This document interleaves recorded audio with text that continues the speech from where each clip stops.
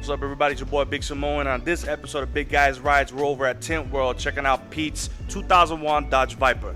Let's go.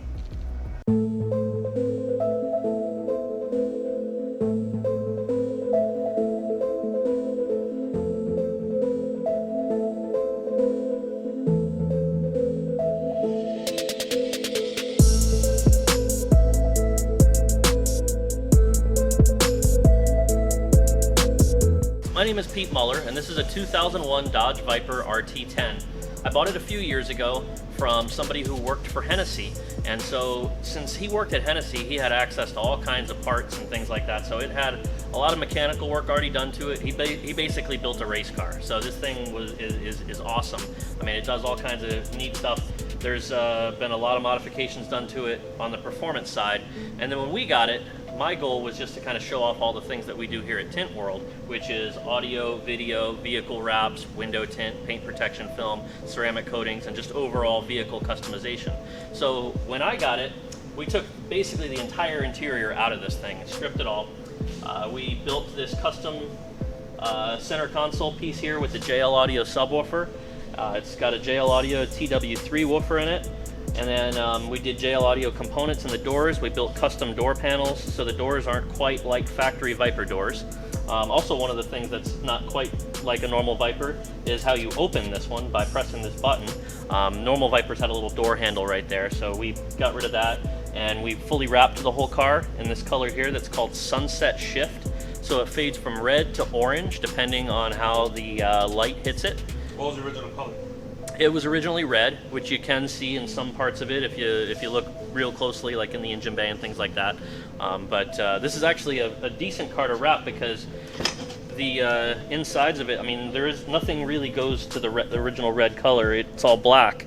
So the door jamb is completely different from the body, so it's easy just to wrap the outside. Exactly. It's that popular Viper red, how most of the original ones came. Everybody wanted a red Viper back in the day.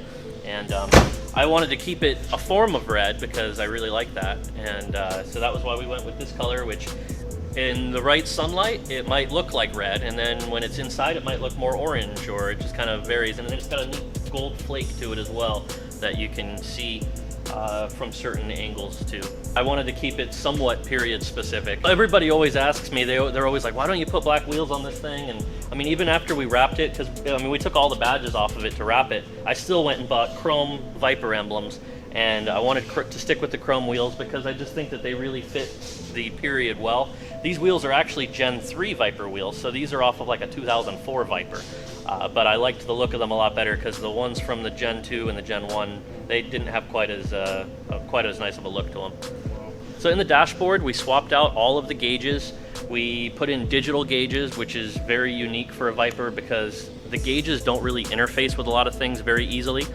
So we had to kind of develop some custom things there and work closely with the manufacturer of those gauges so that they would actually work with the components inside this car.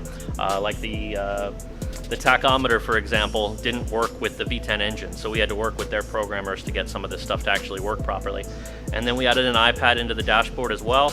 The iPad controls the audio system, it controls the lighting, and other things like that. We removed the whole dashboard out of the car and painted it because we had to remold the dashboard in order to make it to fit an iPad, and we moved the AC controls into the center console. And so the whole center console is different, and the dashboard is all painted and wrapped vinyl. So it's none of it's factory. There's very few existing factory components that are still in there. So at Tint World, we do a lot of different things. Pretty much anything anybody would ever want to add on to their car, we do here.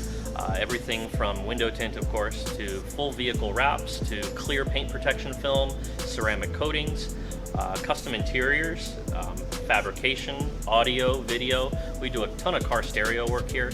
A lot of the cars that we have in this shop on a daily basis are getting full audio systems, and we work on vehicles of all types, everything from sports cars like this to motorcycles like the one that we have in here right now, to classic cars as well as very high-end exotics. So people trust us with their vehicles of all types, and a lot of them are not their daily drivers, a lot of them are show cars, and so we do work on a lot of show cars here on a consistent basis. You want to drive it? See if you can sit in it. If you can sit in it, you can drive it. You said this comes out, right? Yeah. That helps. And then I set. Should I put my right leg in first, or?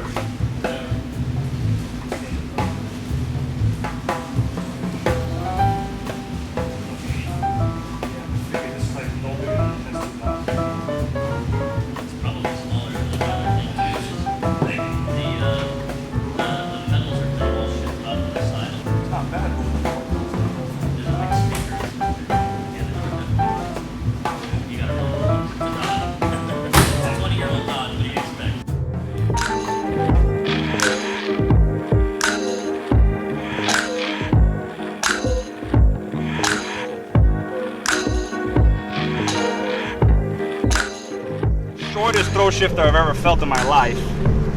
Takes some getting used to. Yeah, I mean, it's just like between my 2 fingers, you have all 6 gears. That's about it, you know? My knees are up on the dashboard like I'm driving all my kids to school, you know? Like you have to pull the seat up to get everybody in the back seat. For the most part, it feels like a nice ride. The drive, the suspension, everything about it just screams performance. Is that a good enough angle? Yeah, you're good. Let's get over a lane. Wow. Appreciate it, man. This is actually really awesome. And coming from a guy that grew up in Brooklyn, there wasn't a single nice car around, you know what I'm saying? Like my bedroom was wallpapered with posters of Vipers and muscle cars and stuff like that. We didn't even own a car ourselves. It was either the train or we walked places, you know what I'm saying? And then when we moved to Florida, we moved like right down the street from Old Town. So we were there every weekend just drooling over all these cars, you know? Friday night, Saturday night, that was the place to be back in the 90s, you know? So being behind something like this, I mean, even being a 2001, man, it has a timeless body style, man. I love them. It's crazy. It's crazy how this thing feels compared to a Dodge Challenger. That thing is a boat. This thing is a spaceship. It sounds great, man. It feels nice and tight like a sports car. Like it doesn't feel like an old car. You know, when somebody says they have a 2001 Altima, you know everything on that thing is gonna be rough, you know?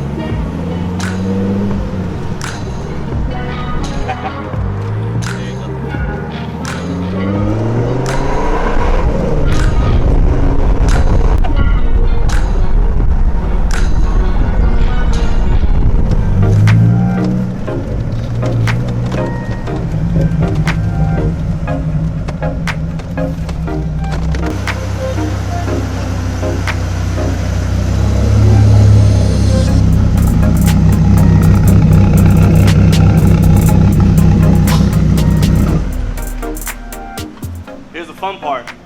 Try and get out. Maybe if I just army crawl out of it, then that'll work. Getting to remove the steering wheel definitely certainly makes it easier. Oh yeah, man, absolutely. See, from here I can almost stand up, but if it wasn't for my broken hip, you know, get out of it.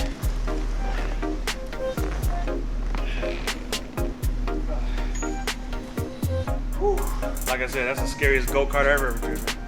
I mean, like, this is a pony car. You can tell this is meant for racing, so you want somebody smaller, lightweight, you know?